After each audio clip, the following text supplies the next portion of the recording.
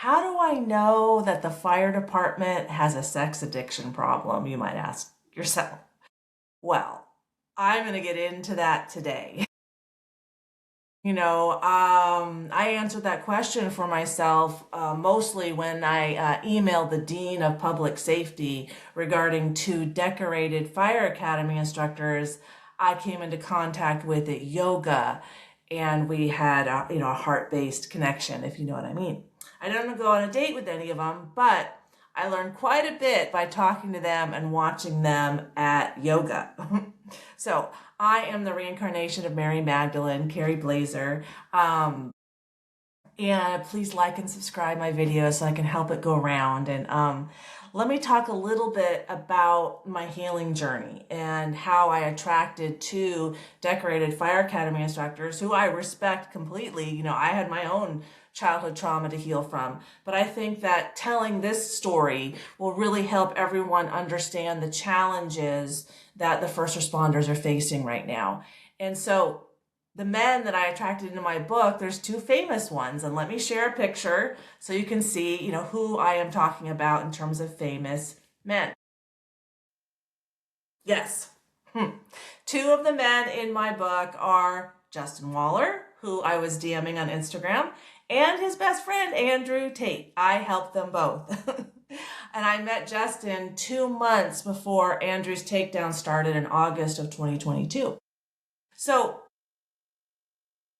putting men in a lineup with Andrew Tate, speaks volumes, right? And I have a rape wound. And I know that we attract what we are through energetic resonance so that we can see ourselves.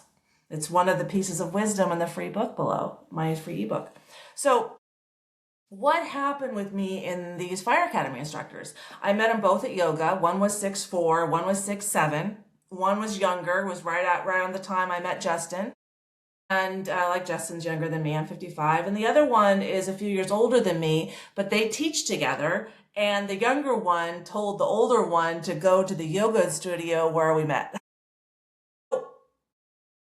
By the time I met the first fire academy instructor, I call him Pat in the book, I was already aware that I attract players into my life, men with multiple women. I mean, after Justin and Andrew, that's kind of speaks for itself. And so I just started asking myself these questions. Why am I attracting these men into my life? Like, what's going on with them? If I have deep, I had a fear of men, how is the fire department involved in all this, right?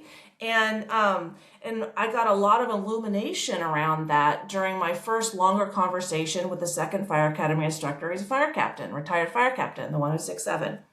And he shared that a lot of the cadets have unhealed childhood trauma, and he did not know how to open them up.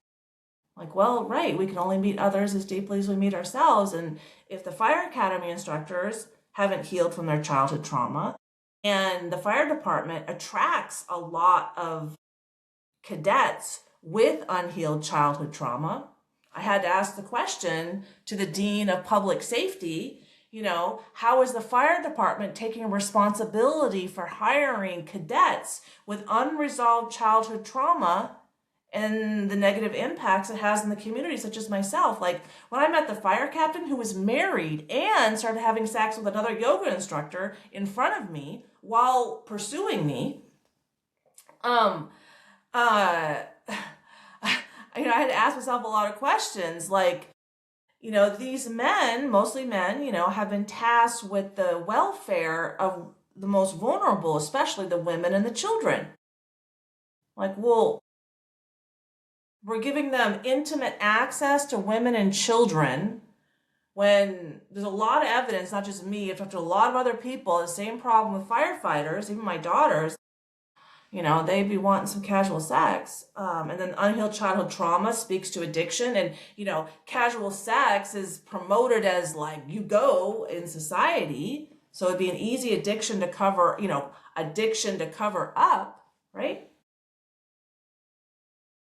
And so I had to ask these questions and kind of digging into this. And so, in digging into it, I found out that there's 32 global studies showing that 57% of firefighters have PTSD.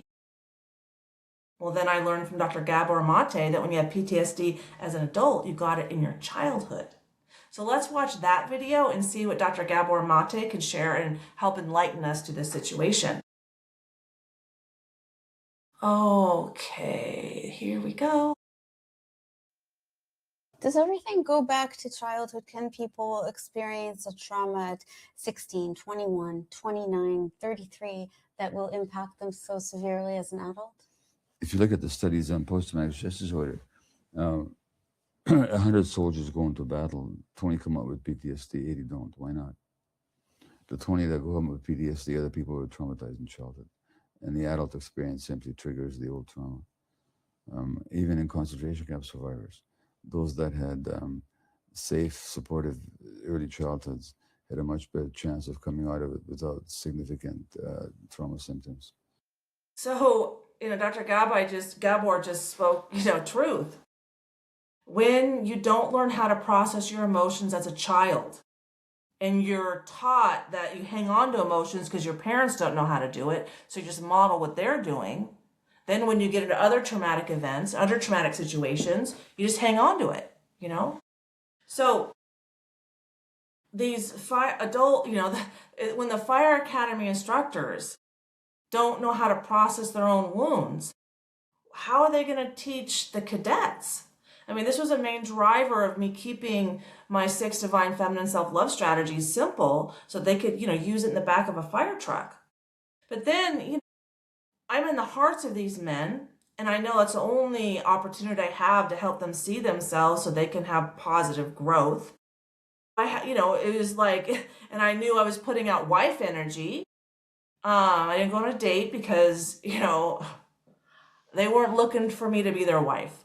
So, but we were in each other's hearts, and they helped me so much, and I just hope that I help them too, because they are amazing men. I mean, the fire captain, when I met him the first day, I just intuitively had an opportunity to open the door for him and kind of like curtsy to him, like he's from East LA, like he oversees the Wildland Cadet program. I mean, the man is next level incredible, right?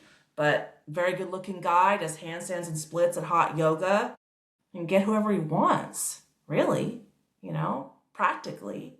So I had to start asking the questions. I'm like, okay, so you guys have an oath of office to protect the most vulnerable, to protect the community. And I've been doing all this research about how casual sex destroys women.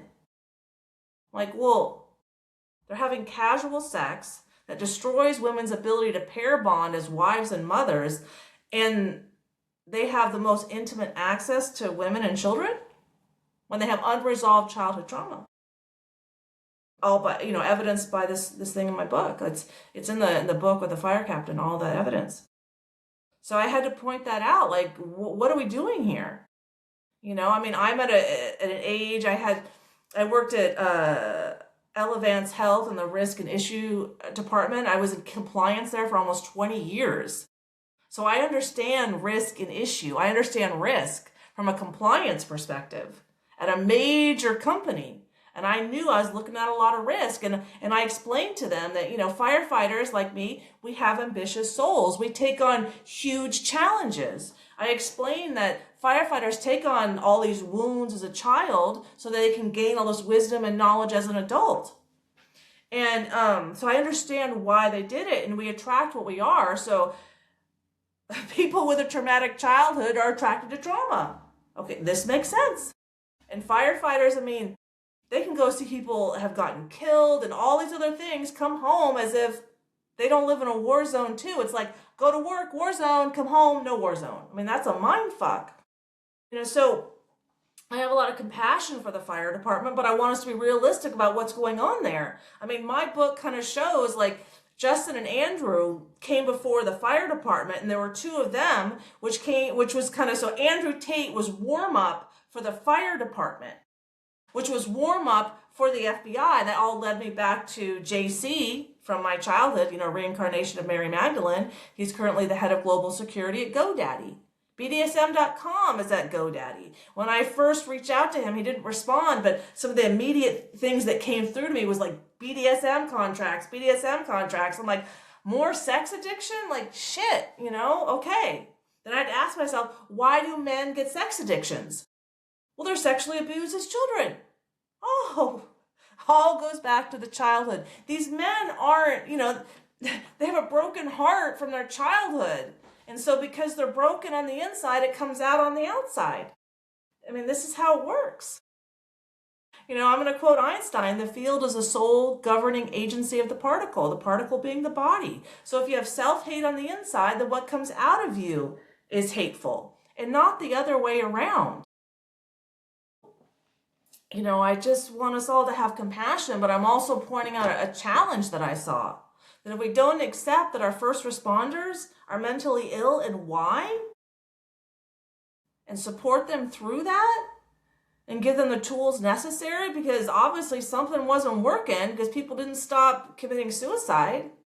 All this therapy out there and they're still committing suicide. Weird, most therapists are women. Oh, the American Psychology Association has a whole report that masculinity is toxic.